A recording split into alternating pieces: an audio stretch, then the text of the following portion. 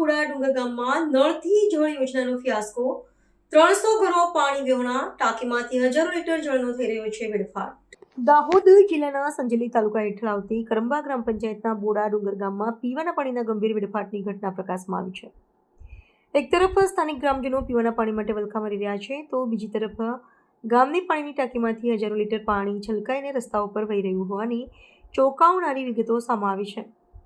સરકારની જળ યોજનાઓ છોડાના માનવી સુધી પહોંચાડવાના દાવાઓ વચ્ચે સર્જાયેલી આ પરિસ્થિતિએ સ્થાનિક વહીવટીતંત્રની કામગીરી સામે અનેક સવાલો ઊભા કર્યા છે। ઉલ્લેખનીય છે કે દાહોદ જિલ્લામાં નળથી જળ યોજના પાછળ 700 કરોડ રૂપિયાનો તતિંગ ખર્ચ કરવામાં આવ્યો હતો, છતાં આશરે 200 જેટલા ગામો પાણીના એક એક ટીપા માટે તરસી રહ્યા હોવાના અહેવાલો અગાઉ પ્રસિદ્ધ થયા હતા। આ ગંભીર બાબતે જય બિરસા મુંડા આદિવાસી યુવા સંગઠન દ્વારા જિલ્લા વિકાસ અધિકારી સમક્ષ કરાયેલી લેખિત રજૂઆતમાં એ હકીકત ઉજાગર થઈ હતી કે સરકાર દરેક ગામમાં ટાંકીઓ અને પાઇપલાઇનનું માળખું તો ઊભું કરી દીધું છે, પરંતુ તે ટાંકીમાંથી ઘરો સુધી પાણી પહોંચાડવાની પ્રાથમિક જવાબદારી સ્થાનિક સરપંચ તલાટી અને ગામની જળ સમિતિની રહેલી છે, જેમાં વ્યાપક બેદરકારી જોવા મળી રહી છે। ઘર્ષણના બદલે સંવાદથી પ્રશ્નો ઉકેલવાનો અભિગમ અપનાવીને જય બિરસા મુંડા આદિવાસી યુવા સંગઠને બોડા ડુંગર ગામની જાત તપાસ કરી હતી। આ મુલાકાતમાં જણાવ્યું હતું કે ગામના 300 જેટલા મકાનોને પીવાનું પાણી મળતું નથી અને દર 2-3 દિવસે આવતું જળ ખેંચવાના યંત્રની ખામીના કારણે ટાંકીમાંથી ઓવરફ્લો થઈને નકામું વહી જાય છે। આ પ્રાથમિક સુવિધાનો અભાવ અને જળના દુર્વ્યવહારના કાયમી નિવારણ માટે સંગઠન દ્વારા આગામી દિવસોમાં જિલ્લા વિકાસ અધિકારીને સત્તાવાર રજૂઆત કરી સત્વરે યોગ્ય કાર્યવાહી કરવાની માંગ કરવામાં આવશે।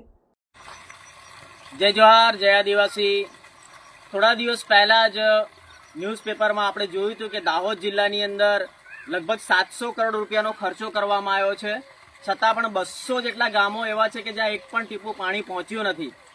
અત્યારે આપણે સંજેલી તાલુકાના કરંબા ગામના બોડા ડુંગરમાં છીએ।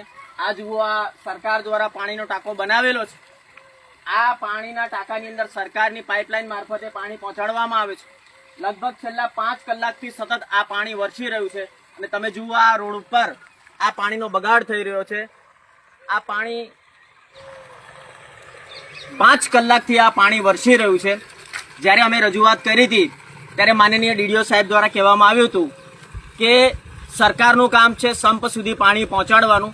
સરકારે પ્રત્યેક ઘર સુધી નળ પણ પહોંચાડી દીધા છે, પણ વચ્ચે જે આ ખૂટતી કડીરૂપ કે આ ટાંકીથી લઈને દરેક ઘર સુધી પાણી પહોંચાડવાનું જે કામ છે એ સ્થાનિક વહીવટતંત્રનું છે।